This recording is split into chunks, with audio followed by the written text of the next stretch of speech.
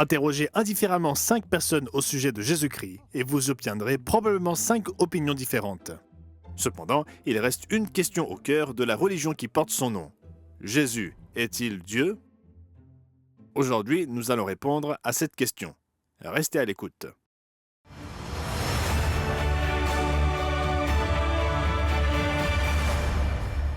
Bonjour et bienvenue au Monde de demain. Nous vous aidons à donner un sens à votre monde à travers les pages de la Bible. Nous sommes heureux de vous accueillir et la question d'aujourd'hui est l'une des plus importantes que vous puissiez jamais poser. Jésus est-il Dieu? Aujourd'hui, nous répondrons à cette question et nous vous donnerons l'occasion de vous procurer gratuitement notre brochure « La restauration du christianisme originel ». Croyez-le ou non, ce n'est pas le christianisme originel que vous trouverez dans la plupart des églises. N'hésitez pas à prendre note des informations nécessaires pour obtenir votre exemplaire gratuit. Cette question relative à Jésus est importante. Selon les estimations, environ 2,4 milliards de personnes dans le monde se réclament du christianisme, soit près d'un demi-milliard de plus que l'islam et plus d'1 milliard de plus que l'hindouisme.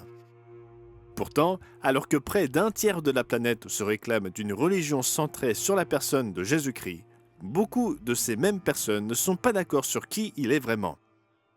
Pour certains, même parmi ceux qui se disent chrétiens, Jésus n'était qu'un homme, un enseignant juif du 1er siècle, qui eut un impact considérable sur la culture mondiale. Feu Shelby Spong, évêque de l'église épiscopale, était assez célèbre pour sa position selon laquelle Jésus n'était pas réellement Dieu, il n'était pas né d'une vierge et n'est jamais ressuscité. D'autres dénominations qui se réclament du christianisme enseignent d'autres doctrines sur la divinité de Jésus. Certaines enseignent que Jésus était un être créé, comme les anges. Certains l'identifient à l'archange Michael. D'autres affirment que Jésus et le diable étaient frères dans le passé. D'autres encore déclarent que Jésus et le Père sont une seule et même entité, et pas du tout deux êtres divins distincts. En dehors du christianisme nominal, les idées varient également. Certaines religions considèrent Jésus comme un saint homme, un gourou sage ou même un prophète, mais pas vraiment divin comme Dieu l'est. D'autres le considèrent comme une manifestation de Dieu, comme un avatar ou une sorte de guide spirituel à la manière des enseignements du New Age. Enfin, il y a ceux qui pensent qu'il n'a jamais existé, comme s'il était le fruit de l'imagination ou une fiction créée au 1er siècle pour former la base d'une nouvelle religion. Peut-être devrions-nous aborder cette question en premier lieu, au cas où certains d'entre vous auraient été victimes de ce mensonge pernicieux. Il existe de nombreuses preuves de l'existence de Jésus de Nazareth. Même si nous ne considérons pas le Nouveau Testament comme les Saintes Écritures, mais comme un simple récit historique humain, tout comme l'Iliade d'Homère ou les commentaires de Jules César, le Nouveau Testament fournit de nombreuses preuves que cet homme, Jésus, fut un personnage réel, des preuves qui remontent à seulement 2 ou 3 décennies de sa vie. Nous disposons même d'un fragment de l'évangile de Jean, le célèbre papyrus P52 de la bibliothèque Rylands, qui date d'une poignée d'années après la rédaction présumée de l'apôtre Jean. En dehors du Nouveau Testament, quelques documents historiques laïques font référence à Jésus et à l'impact de ses enseignements et de son exemple au 1er siècle. L'historien juif Flavius Joseph, l'historien romain Tacite et Pline le Jeune parlent tous de Jésus-Christ vers la fin du 1er siècle comme d'un personnage réel. Bien trop tôt dans les archives historiques pour qu'un récit imaginaire ait pu s'imposer aussi profondément.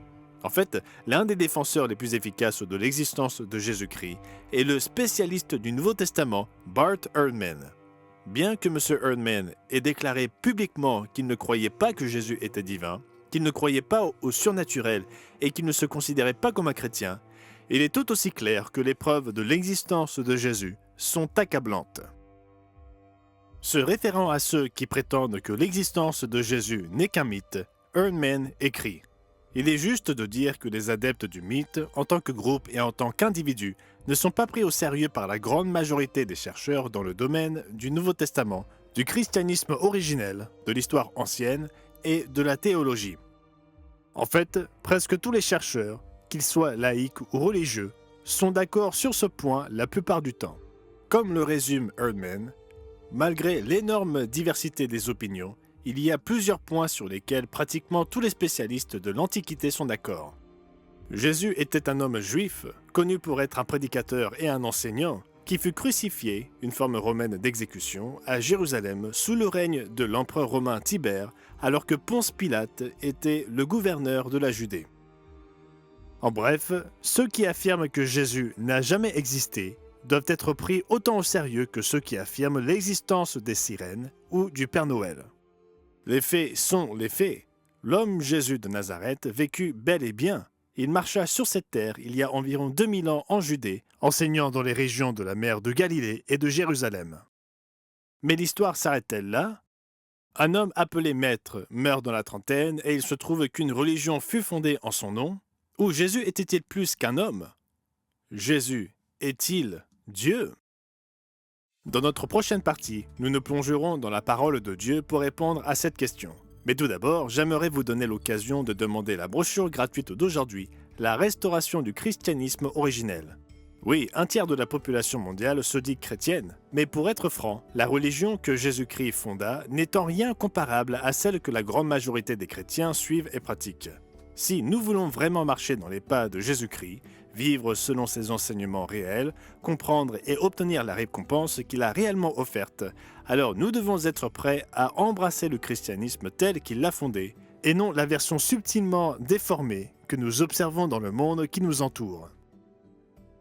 Demandez dès maintenant votre exemplaire 100% gratuit de La restauration du christianisme originel, et je reviendrai dans un instant pour vous montrer les preuves bibliques concernant l'identité exacte de Jésus. À tout de suite. Pour bénéficier de l'offre gratuite d'aujourd'hui, si vous habitez les Antilles-Guyane, appelez le 06 96 800 701. Et si vous habitez en Haïti, appelez le 509 46 59 93 82.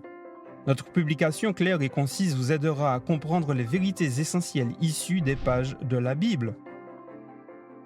Si vous appelez pour la première fois, vous recevrez également un abonnement annuel gratuit à la revue du Monde de demain.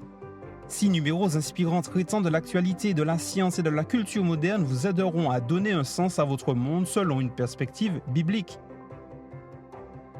Appelez dès aujourd'hui et rejoignez les millions de personnes dans le monde entier qui se tournent vers le monde de demain pour y puiser la vérité, les sens des prophéties et l'espérance en cette période de confusion. Appelez dès aujourd'hui au rendez-vous sur mondedemain.org.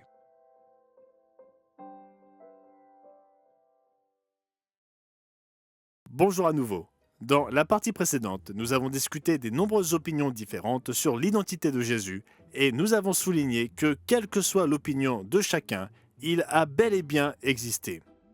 Et le point central de notre discussion d'aujourd'hui, à savoir si Jésus est Dieu, est soit vrai, soit faux. Alors, quelle est la réponse? Certes, l'idée que Jésus puisse être Dieu, comme Dieu le Père est Dieu, est une affirmation immense et audacieuse. Et la seule façon de le savoir est de laisser Dieu lui-même nous révéler la réponse. Laissons aux érudits et aux sceptiques le soin d'exprimer leurs opinions et de débattre de leurs conclusions. Ce qui devrait nous préoccuper, c'est ce que Dieu dit de Jésus. Que dit la parole de Dieu? Jésus était-il un homme quelconque? Ou était-il un être supérieur à l'homme mais inférieur à Dieu comme un ange? Ou était-il vraiment Dieu dans la chair? La Bible répond clairement à ces questions. Jésus est Dieu. En fait, son identité en tant que Dieu fut déclarée bien avant sa naissance. Matthieu explique dans son évangile que la naissance virginale de Jésus avait été prophétisée bien avant par Ésaïe. Tout cela arriva afin que s'accomplisse ce que le Seigneur avait annoncé par le prophète. Voici, la Vierge sera enceinte, elle enfantera un fils, et on lui donnera le nom d'Emmanuel, ce qui signifie Dieu avec nous. En effet, Jésus est littéralement Dieu avec nous. L'apôtre Jean, dans son évangile, explique cela en détail. Lisons-le dans Jean chapitre 1, en commençant par le verset 1. Au commencement était la parole, et la parole était avec Dieu, et la parole était Dieu. Elle était au commencement avec Dieu. Toutes choses ont été faites par elle, et rien de ce qui a été fait n'a été fait sans elle. En elle était la vie, et la vie était la lumière des hommes. La lumière luit dans les ténèbres, et les ténèbres ne l'ont point reçue. La parole, ou en grec le logos, ou porte-parole, est celui qui est devenu Jésus-Christ. Au cas où ce ne serait pas clair, Jean précise quelques versets plus loin. Et la parole a été faite chair, et elle a habité parmi nous, pleine de grâce et de vérité, et nous avons contemplé sa gloire, une gloire comme la gloire du Fils unique venu du Père. Jean est clair. Celui que l'on connaît aujourd'hui sous le nom de Jésus-Christ avait été avec Dieu et était lui-même Dieu. Il était avec Dieu dans l'éternité avant que la création n'existe. En fait, lors de sa dernière Pâque sur cette terre, Jésus pria pour être ramené à cet état de gloire avec son Père après sa résurrection, à l'état de coexistence éternelle qu'ils avaient connu avant qu'il ne devienne chair. Nous lisons cela dans Jean chapitre 17 et au verset 5, où Jésus prie. Et maintenant, toi, Père, glorifie-moi auprès de toi-même de la gloire que j'avais auprès de toi avant que le monde soit. Oui, existant dans l'éternité avec celui que nous appelons aujourd'hui le Père, Jésus, lui aussi, était Dieu. Jean l'appelle la parole, ou le logos en grec. C'est parce qu'il a toujours été le porte-parole de Dieu, représentant la volonté et la parole du Père. C'est ce que dit Jésus dans le chapitre 12 de Jean. « Car je n'ai point parlé de moi-même, mais le Père qui m'a envoyé m'a prescrit lui-même ce que je dois dire et annoncer. » Jésus savait clairement qui il était, l'un des deux membres divins de la famille divine. Au cours de son ministère, il a fait de nombreuses déclarations illustrant cela si clairement que les autorités juives cherchèrent à le lapider pour ce qu'elles considéraient comme des blasphèmes. Dans Jean chapitre 8, par exemple, Jésus parle de l'ancien patriarche Abraham à partir du verset 56. « Abraham, votre père, a tressailli de joie de ce qu'il verrait mon jour. Il l'a vu et il s'est réjoui. Les Juifs lui dirent, « Tu n'as pas encore 50 ans et tu as vu Abraham ?» Jésus leur dit, « En vérité, je vous le dis, avant qu'Abraham fût, je suis. » Il ne devrait y avoir aucun doute sur cette affirmation. Jésus ne dit pas « Avant qu'Abraham fût, j'étais ». Il a dit « Avant qu'Abraham fût, je suis ». Cette déclaration, qui pourrait autrement être perçue comme grammaticalement incorrecte, est un rappel direct de la déclaration de Dieu à Moïse dans Exode 3, verset 14. Dieu dit à Moïse « Je suis celui qui suis ». Et il ajouta « C'est ainsi que tu répondras aux enfants d'Israël. Celui qui s'appelle « Je suis » m'a envoyé vers vous. » Les Juifs de l'époque de Jésus comprirent son affirmation et cherchèrent à le lapider à cause de cela. Plus tard, il revendiqua de la même manière sa propre divinité. Nous le voyons dans Jean 10, versets 30 à 33. « Moi et le Père, nous sommes un. » Alors les Juifs prirent de nouveau des pierres pour le lapider. Jésus leur dit « Je vous ai fait voir plusieurs bonnes œuvres venant de mon Père. Pour laquelle me lapidez-vous » Les Juifs lui répondirent « Ce n'est point pour une bonne œuvre que nous te lapidons, mais pour un blasphème. Et parce que toi, qui es un homme, tu te fais Dieu. » Oui, Jésus savait qui il était, et les chefs religieux de son époque comprenaient exactement ce que ces affirmations signifiaient. Non seulement Jésus savait qui il était, mais ses disciples du premier siècle le comprenaient également. Et s'il n'est rien de moins que Dieu, les croyances, les pratiques et les vérités fondamentales du christianisme deviennent un mensonge. C'est ce que nous verrons dans notre prochaine partie. Mais d'abord, permettez-moi de vous donner une autre occasion de demander l'offre gratuite d'aujourd'hui, la restauration du christianisme originel. Allez-vous prendre position pour la vérité?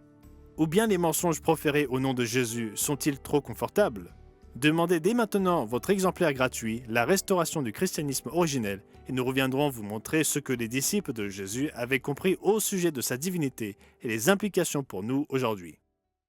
Notre publication claire et concise vous aidera à comprendre les vérités essentielles issues des pages de la Bible.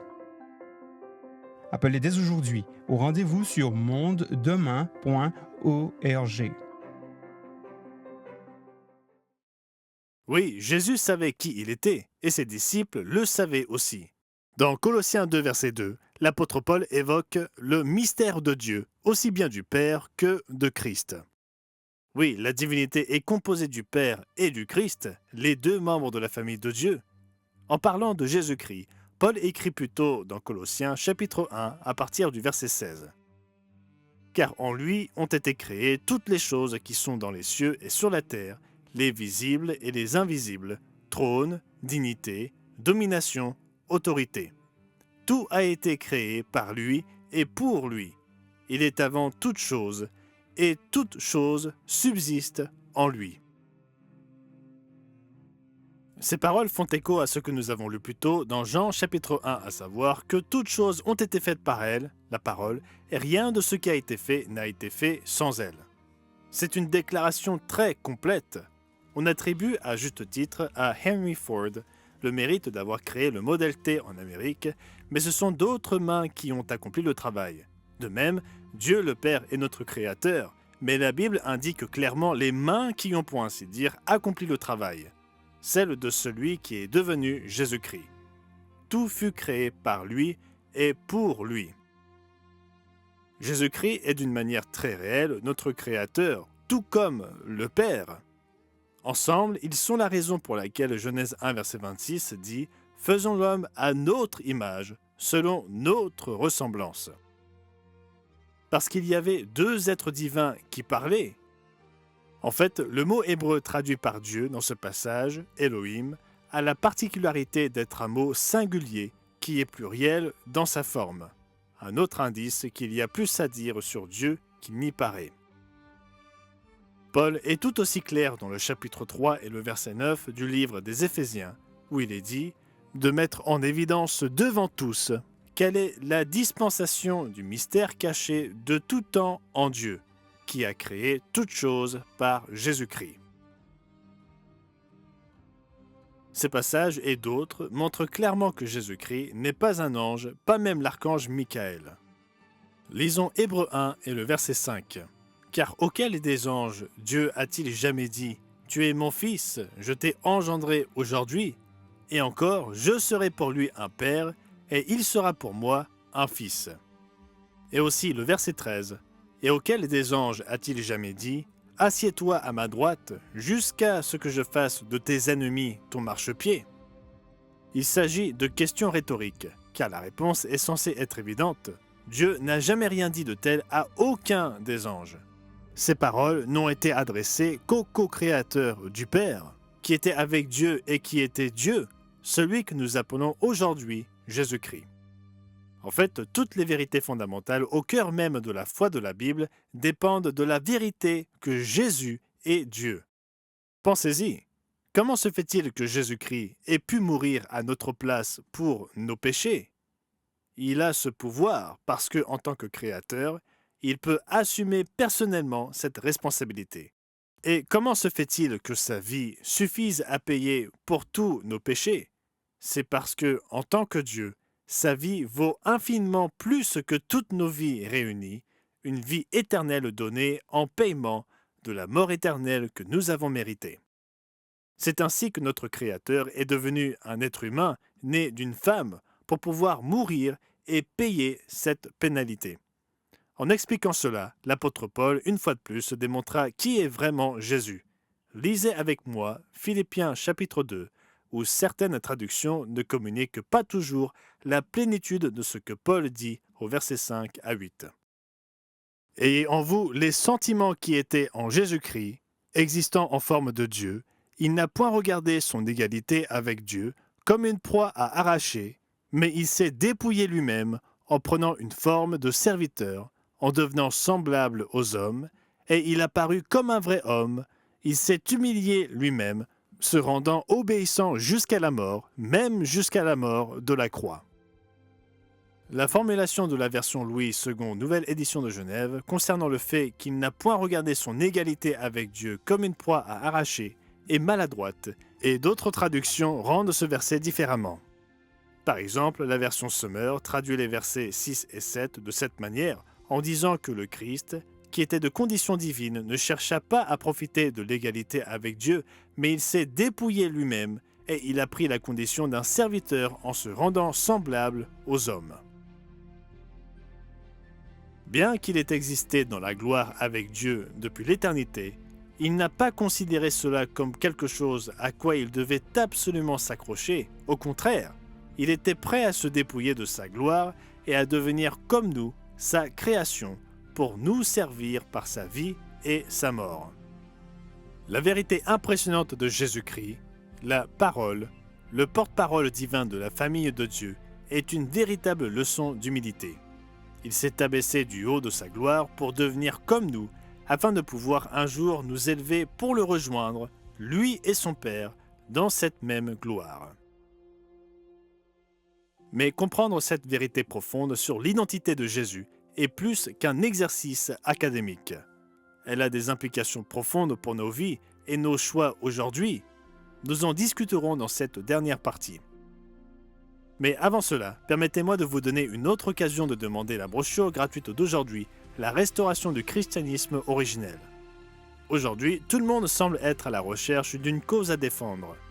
Mais quelle plus grande cause pourrait-il y avoir que de restaurer dans le monde le christianisme de Jésus-Christ lui-même ? Il est temps pour vous de prendre position aux côtés de ceux qui s'y emploient et aux côtés de votre Sauveur.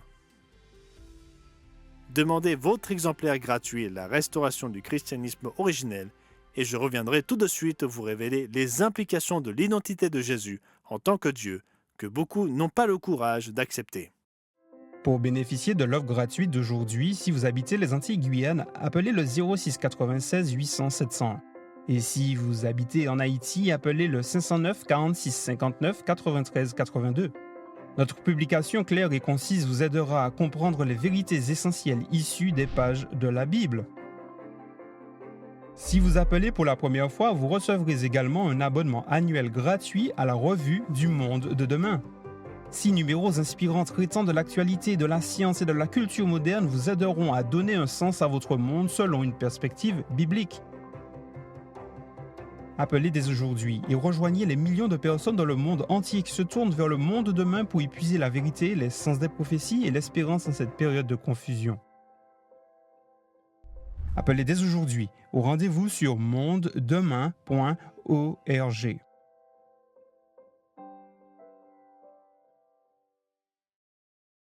Lorsque nous comprenons qui est vraiment Jésus, il n'est pas étonnant que l'apôtre Thomas, après avoir vu le Christ ressuscité, l'ait appelé « mon Seigneur et mon Dieu ». Et il n'est pas étonnant non plus que ceux qui vivront au sein de la famille de Dieu dans le règne millénaire du royaume de Dieu l'appelleront Dieu puissant. La parole, le logos, le porte-parole divin de la famille de Dieu, mit volontairement de côté la gloire, la puissance et la majesté indescriptible qu'il avait éternellement partagée avec le Père pour vivre une vie humaine parfaite, nous donner un exemple de justice et devenir notre sacrifice parfait, afin que nous puissions être purifiés de nos péchés. Puis 3 jours et 3 nuits plus tard, après sa mort, il fut, selon les mots de Paul, déclaré Fils de Dieu avec puissance, selon l'esprit de sainteté, par sa résurrection d'entre les morts, Jésus-Christ notre Seigneur. Pourtant, beaucoup de ceux qui se disent chrétiens cherchent à éviter toutes les implications de l'identité de Jésus en tant que Dieu. Par exemple, beaucoup qualifient le Dieu de l'Ancien Testament de cruel et sans cœur, contrairement à Jésus, qui est perçu comme aimant et miséricordieux.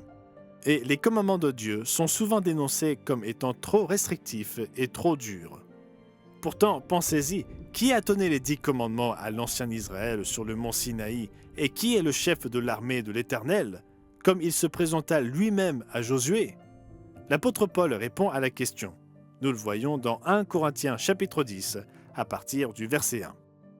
Frères, je ne veux pas que vous ignoriez que nos pères ont tous été sous la nuée, qu'ils ont tous passé au travers de la mer, qu'ils ont tous été baptisés en Moïse dans la nuée et dans la mer, qu'ils ont tous mangé le même aliment spirituel, et qu'ils ont tous bu le même breuvage spirituel, car ils buvaient à un rocher spirituel qui les suivait, et ce rocher était Christ.